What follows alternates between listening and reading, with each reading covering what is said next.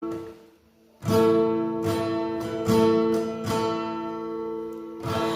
hoa nghe chú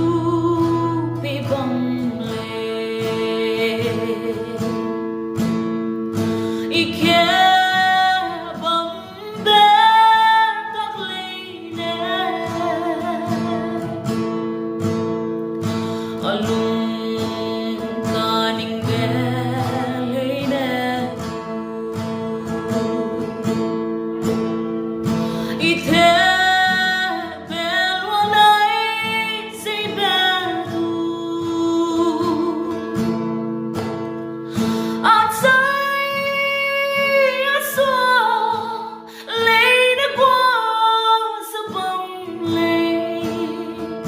Pane, maleine, chikam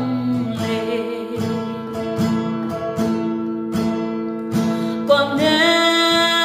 maleine, chikam Pane, maleine, chikam ai cũng sẽ